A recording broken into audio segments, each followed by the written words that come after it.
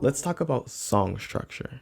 Song structure refers to how a song is set up or organized using a combination of different sections. So in order to understand this, here are 6 sections / parts to a song. You might want to write this down. In order, we have the intro, the verse, the pre-chorus, the chorus, the bridge, and then the outro. Now that you know the sections of a song, let's break it down. Oh, and this is a friendly reminder that if you are enjoying this content, be sure to leave a like and consider subscribing. We do content like this every single week. Starting from number 1, we have the intro. Now the intro usually lasts between 10 to 25 seconds and is positioned at the very beginning of your song. Consider this your introduction. Now the intro is usually pretty straightforward, as musically it's usually just a stripped down version of the chorus, but it is important because this is what's supposed to grab your listeners' attention. As a songwriter and as a musician, you want your first sound, your first riff, your first lick, your first melody, your first lyric to grab your listeners' attention and maintain it. Of course, there are exceptions to the rule.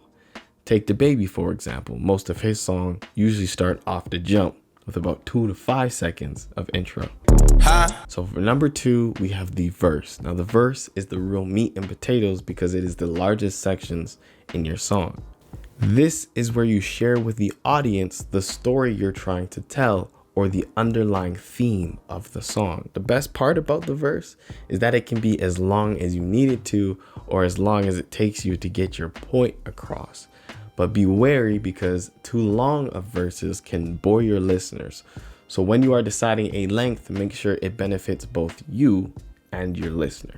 The verse or verses generally set the tone and support both the pre-chorus and the chorus sections that come after it. At number 3, we have the pre-chorus. This one's actually pretty easy as it usually only lasts 1 to 2 bars. Musically, the pre-chorus is a stripped down version of the verse used to build hype for the chorus that comes next. Lyrically, it's the same thing. Use your lyrics to support the chorus or build hype for the chorus or to conclude what you just talked about. At number 4, we have the chorus.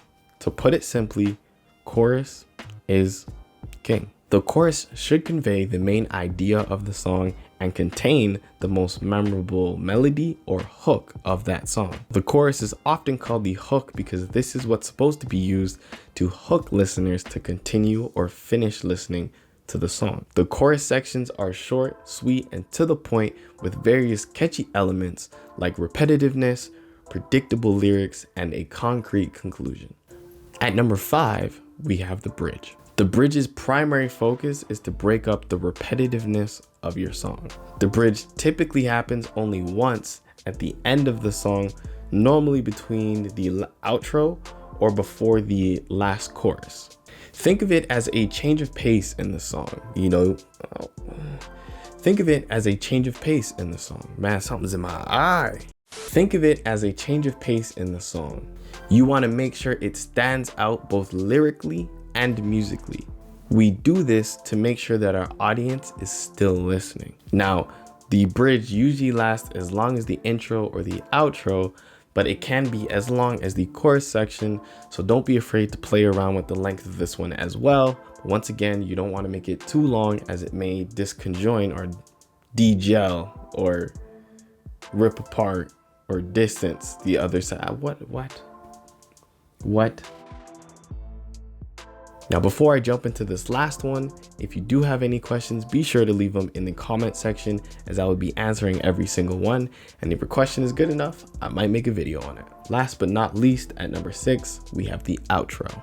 The outro is much like the intro as it lasts once again between 10 to 25 seconds, but is often opted to be shorter because this is the conclusion of your song and you don't want to drag it out. You'll find that most songs usually just do a fade out or a gradual decrease in volume, but some songs will opt for a hard stop, which basically just means it stops.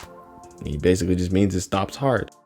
Another option is the holding of a single note. You'll find this very common in rock songs. It just kind of rings that one note and just lets it go and lets it ring out for at least a couple couple sections. And there you have it. You now know the 6 sections of a song.